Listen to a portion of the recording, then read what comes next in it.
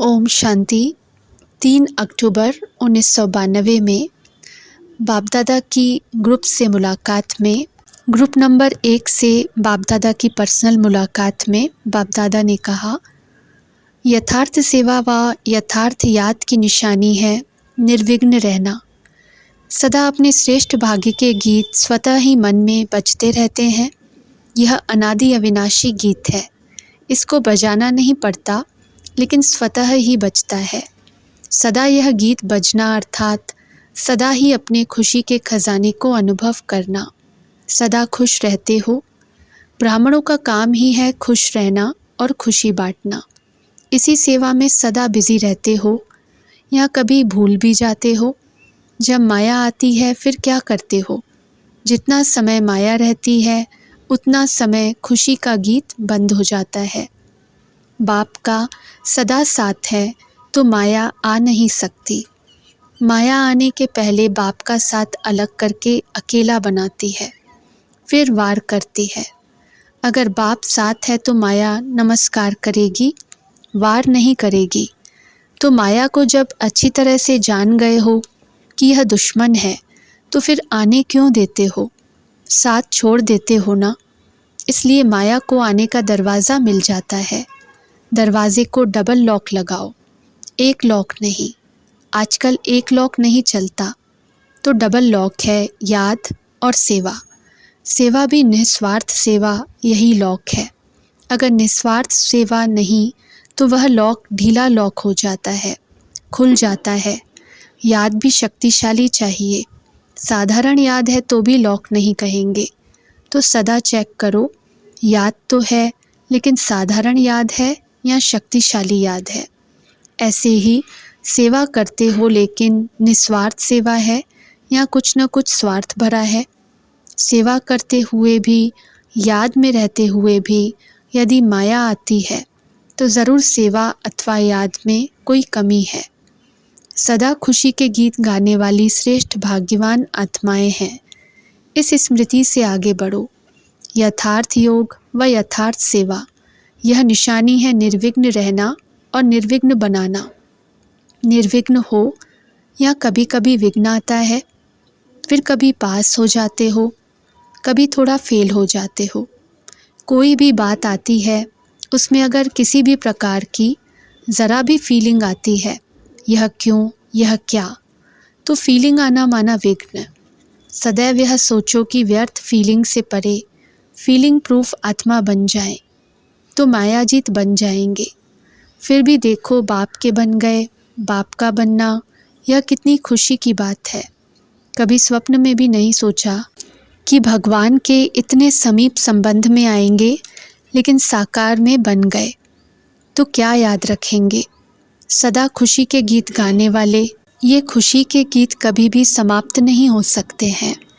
Teachers का अर्थ ही है अपने फीचर्स से सबको फरिश्ते के फीचर्स अनुभव कराने वाले। ऐसी टीचर्स हो, साधारण रूप नहीं दिखाई दे, सदा फरिश्ता रूप दिखाई दे। क्योंकि टीचर्स निमित्त हो ना, तो जो निमित्त बनते हैं वो जो स्वयं अनुभव करते हैं वह औरों को कराते हैं। यह भी भाग्य है जो निमित्त बने हो। अभी इसी भाग्य को स्वयं अनुभव में बढ़ाओ और दूसरों को भी अनुभव कराओ। सबसे विशेष बात, अनुभवी मूर्त बनो। ग्रुप नंबर 2 से मेरा बाबा स्मृति में लाना अर्थात सर्व प्राप्तियों के भंडारे भरपूर होना। सबसे सहज सदा शक्तिशाली रहने की विधि क्या है? जिस विधि से सहज और सदा निर्विघ्न भी रह सकते हैं और उड़ती कला का भी अनुभव कर सकते हैं, सबसे सहज विधि है। और कुछ भी भूल जाए लेकिन एक बात कभी नहीं भूले, मेरा बाबा। मेरा बाबा दिल से मानना, यही सबसे सहज विधि है आगे बढ़ने की। मेरा मेरा मानने का संस्कार तो बहुत समय का है ही, उसी संस्कार को सिर्फ परिवर्तन करना है। अनेक मेरे को एक मेरा बाबा उसमें समाना है। एक को याद करना सहज है ना, इस एक मेरे में सब कुछ आ जाता है। तो सबसे सहज विधि है मेरा बाबा। मेरा शब्द ऐसा है जो न चाहते भी याद आती है। मेरे को याद नहीं करना पड़ता, लेकिन स्वतः याद आती है। भूलने की कोशिश करते भी मेरा नहीं भूलता। योग अगर कमज़ोर होता है तो भी कारण मेरा है, और योग शक्तिशाली होता है तो उसका भी कारण मेरा ही है। मेरा बाबा तो योग शक्तिशाली हो जाता है, और मेरा संबंध, मेरा पदार्थ, यह अनेक मेरा याद आना अर्थात योग कमज़ोर होना। तो क्यों नहीं सहज विधि से पुरुषार्थ में वृद्धि करो। विधि से ही सिद्धि प्राप्त होती है। रिद्धि सिद्धि अल्पकाल की होती है, लेकिन विधि से सिद्धि जो प्राप्त होती है वह अविनाशी होती है। तो यहाँ रिद्धि सिद्धि की बात नहीं है, लेकिन विधि से सिद्धि प्राप्त करनी है। विधि को अपनाना आता है या मुश्किल लगता है? कमज़ोर बनना अर्थात मुश्किल अनुभव होना। बिना कमज़ोरी के मुश्किल नहीं होता है। तो कमज़ोर हो क्या, या माया कभी कभी कमज़ोर बना देती है? अगर मेरा बाबा याद आता है तो बाप सर्वशक्तिवान है ना, तो जैसा बाप वैसे बच्चे। मेरा बाबा याद आने से अपना मास्टर सर्वशक्तिवान का स्वरूप याद आता है। मेरा बाबा कहने से ही बाप कौन है वह स्मृति में आता है। तो मास्टर सर्वशक्तिवान बनने से न कमज़ोर बनेंगे न मुश्किल अनुभव करेंगे। सदा सहज। जितना आगे बढ़ते जाएंगे उतना सहज से सहज अनुभव करते जाएंगे। एक ही बात को सदा स्मृति में रखना, मेरा बाबा स्मृति में आना और सर्व प्राप्तियों के भंडार अनुभव होना। तो भंडारे भरपूर है ना, सब खजाने भरपूर हैं, या कोई है कोई नहीं है? ऐसे नहीं, सुख का अनुभव तो होता है, लेकिन शांति का नहीं होता है, शक्ति का नहीं होता है। सर्व खजानों के मालिक के बालक हैं, बाप के खजाने सो मेरे खजाने। तो जितना भरपूर रहेंगे उतना जो भरपूर चीज़ होती है वह कभी हलचल में नहीं आती। थोड़ा भी खाली होता है तो हलचल होती है। तो सदा भरपूर अर्थात सदा अचल, हलचल नहीं। कभी बुद्धि चंचल हो नहीं सकती है। किसी भी विकार के वश होना अर्थात बुद्धि चंचल होना। अचल हैं और सदा अचल रहेंगे। अच्छा, ग्रुप नंबर 3 से, याद से सब कार्य स्वतः सफल होते हैं। सदा और सहज याद कौन आता है? बच्चों ने कहा बाबा। बाप दादा ने कहा बाबा भी क्यों याद आता है? बच्चों ने कहा प्यारा है। बाप दादा ने कहा तो जो प्यारा होता है उसे याद किया नहीं जाता, उसकी याद स्वतः आती है। उससे दिल का प्यार है, सच्चा प्यार है, निस्वार्थ प्यार है। तो सबसे प्यारा कौन? बाप। तो बाप को भुलाना मुश्किल है या याद करना मुश्किल है? जब कोई ऐसी परिस्थिति आती है, फिर स्थिति कैसी होती है? फिर याद करना पड़ता है या याद स्वतः आती है? क्या होता है? परिस्थिति का अर्थ ही है पर स्थिति। स्व नहीं है, पर है। दूसरे द्वारा आने वाली स्थिति, उसको कहते हैं पर स्थिति। तो पर स्थिति शक्तिशाली होती है या स्व स्थिति शक्तिशाली होती है? लेकिन उस समय क्या होता है? उस समय पर स्थिति पावरफुल हो जाती है और याद करना पड़ता है, मेरा बाबा, प्यारा बाबा। तो प्यारे को कभी भूल नहीं सकते, और निस्वार्थ प्यार सिवाय बाप के किसी आत्मा से मिल नहीं सकता। आत्मा को कोई न कोई अपने प्रति स्वार्थ रहता है, लेकिन परम आत्मा निस्वार्थ है। क्यों? क्योंकि परम आत्मा दाता है, आत्मा लेकर देने वाली है। आत्मा स्वयं दाता नहीं है, लेकिन लेकर दे सकती है, और परम आत्मा स्वयं दाता है। आप कौन हो? मास्टर दाता होना। वास्तव में देना अर्थात बढ़ना। जितना देते हो उतना बढ़ता है। विनाशी खजाना देने से कम होता है और अविनाशी खजाना देने से बढ़ता है। 1-2 हज़ार पाओ। तो देना आता है कि सिर्फ लेना आता है? दे कौन सकता है? जो स्वयं भरपूर हो। अगर स्वयं में ही कमी है तो दे नहीं सकता। तो मास्टर दाता अर्थात सदा भरपूर रहने वाले, संपन्न रहने वाले। तो सहज याद क्या हुई? प्यारा बाबा। मतलब से याद नहीं करो। मतलब से याद करने में मुश्किल होता है। प्यार से याद करना सहज होता है, मतलब से याद करना याद नहीं, फरियाद होती है। तो फरियाद करते हो, ऐसा कर देना, ऐसा करो ना, ऐसा होना चाहिए ना, ऐसे कहते हो। याद से सर्व कार्य स्वतः ही सफल हो जाते हैं, कहने की आवश्यकता नहीं।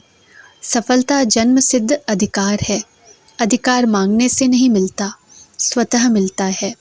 तो अधिकारी हो या मांगने वाले हो, अधिकारी सदा नशे में रहते हैं, मेरा अधिकार है।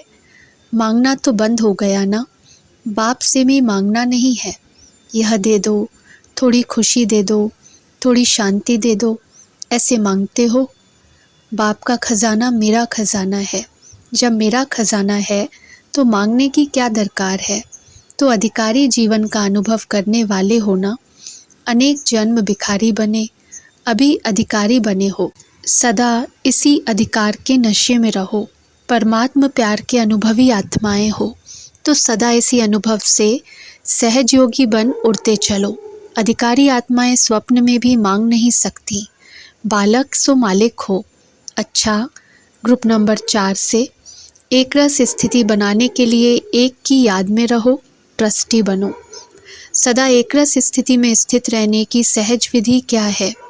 एक की याद एक रस स्थिति बनाती है, एक बाबा दूसरा न कोई, क्योंकि एक में सब समाये हुए हैं। जैसे बीज में सब समाया हुआ होता है ना, वृक्ष की एक एक चीज़ को याद करना मुश्किल है, लेकिन एक बीज को याद करो तो सब सहज है। तो बाप भी बीज है, जिसमें सर्व संबंधों का, सर्व प्राप्तियों का सार समाया हुआ है। एक बाप को याद करना अर्थात सार स्वरूप बनना। तो एक बाप दूसरा न कोई, यह एक की याद एक रस स्थिति बनाती है। ऐसे अनुभव करते हो, मेरा बच्चा, मेरा परिवार, यह नहीं रहता है मेरा परिवार है या तेरा परिवार है।